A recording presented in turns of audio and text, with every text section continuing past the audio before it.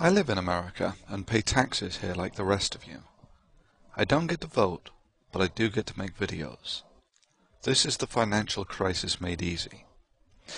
A load of banks in America invested, unluckily, about $1 trillion they didn't have. Now America is faced with a choice. You can bail out the banks, which basically means you give about $1 trillion to the banks to keep them solvent.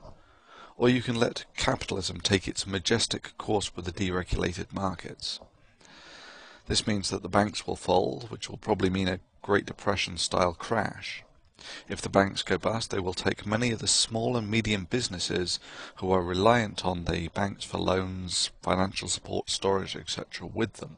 This will put a disproportionate number of people out of work, which means these jobless folk cannot spend the money that they're not earning, and the whole economy spirals into recession. Basically, this is the equivalent of throwing a big spanner into the economic works. So how much is $1 trillion, and can America even afford it? $1 trillion, that's about 10 times a bigger financial disaster as Hurricane Katrina. It's about 30 times as big a financial disaster as the 9/11 terrorist attacks. $1 trillion, that's $3,000 for each of the 300 million Americans in this country. That means that a typical family of four will have to pay about $12,000. This is the money you will have to pay for the bailout, one way or the other. $1 trillion is basically 1/3 of the entire US federal budget, so there is absolutely no way this can be absorbed into the metabolism of the US economy. There are three basic paths. One, you can decrease public spending. However, this would entail firing about 20 million government employees, each earning on average about $50,000 each, obviously leading to an economic disaster in itself. Number two, you can increase everyone's taxes by 30% for this year. Again, this would be an economic disaster. Three, you can put it on the national debt. This is, of course, assuming you can actually convince people that this is a debt that you will be able to pay back at some point. However, this merely forestalls the issue and burdens your economy with interest payments until you pay back the debt or your economy folds. So America is pretty much screwed whether it swallows this jagged little economic pill or not.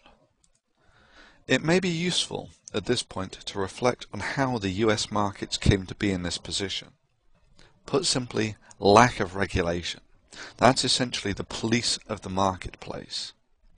There is this naive notion, particularly among hardcore capitalists, that reducing the number of regulators and just letting the markets police themselves will be more efficient and therefore more profitable for all.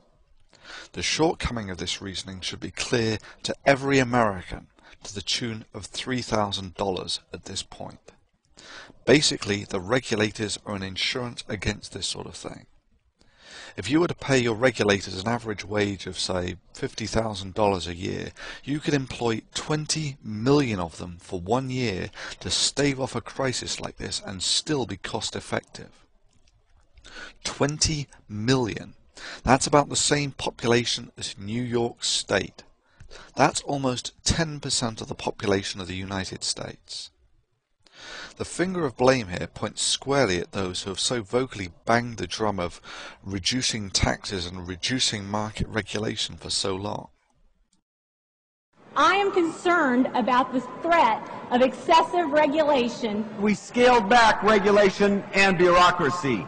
He knows we need simpler regulation. Make a weed whacker to excessive regulation and mandates. I think it really has to do, the fundamental difference is our view of the role of government in America.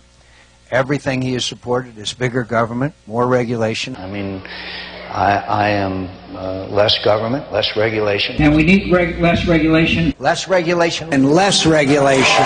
Our financial market approach should include encouraging increased capital in financial institutions by removing regulatory, accounting, and tax impediments to raising capital. I don't think frankly, someone who wants to increase the burden of government regulation and higher taxes has any real understanding of economics. So what should America do at this point? Bail out the markets or not? To an extent, it really doesn't matter. Both options screw over America. But which is the lesser of the evils? Well, if you bail out the markets, you send the message that the government is willing to give the tax money of honest, hard-working people to either incompetent or corrupt businessmen who have, through their inept and maybe criminal mismanagement, essentially bankrupted their businesses in a deregulated marketplace. This will cost the average American about $3,000. This is a bad and expensive message to transmit, even if it does stave off a big recession. However, if you don't bail out the markets, it will be hard for America for the next few years. Expect a big depression.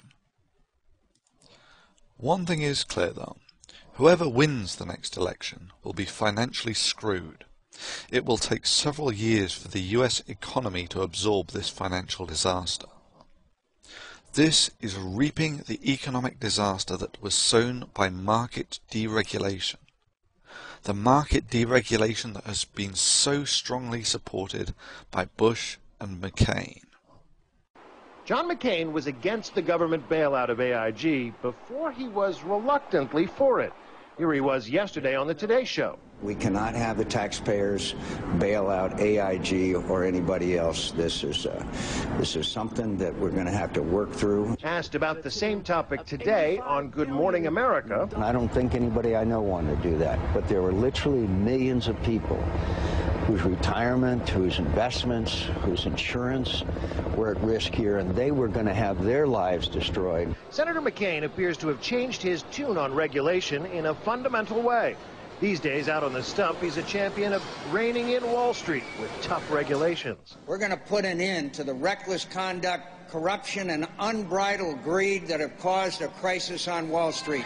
But for more than 25 years in the Senate, McCain has fashioned himself a champion of smaller government, less regulation. I am less government, less regulation, lower taxes, etc., etc. In the mid-1990s, he supported a measure to ban all new government regulations. McCain supported legislation a decade ago that broke down the firewalls between banks, investment houses, and insurance companies, the very rules that companies like AIG exploited to get into the current mess. And as recently as March of this year, after the collapse of Bear Stearns, McCain was all for deregulating Wall Street. Our financial market approach should include encouraging increased capital in financial institutions by removing regulatory, accounting, and tax impediments to raising capital.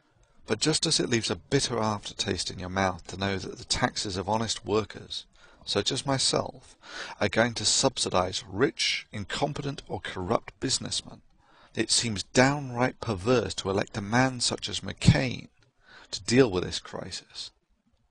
After all, it was the short-sighted maverick policies of less regulation is better that he advocated that led to this financial disaster in the first place. In 1999, you were one of the senators who helped pass deregulation of Wall Street. Do you regret that now?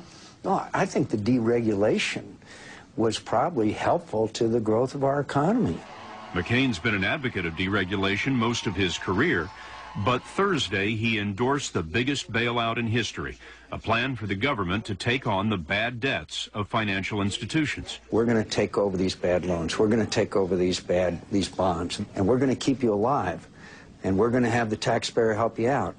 But when the time comes and the economy recovers, then anything that's gained back is going to go to the taxpayers first. I'm not saying this isn't going to be messy, and I'm not saying it isn't going to be expensive, but we have to stop the bleeding. But why would you let the Wall Street executives sail away on their yachts and leave this on the American taxpayer? Well, it's not the greedy Wall Street people that I worry about, although I am, like most Americans, frankly, enraged.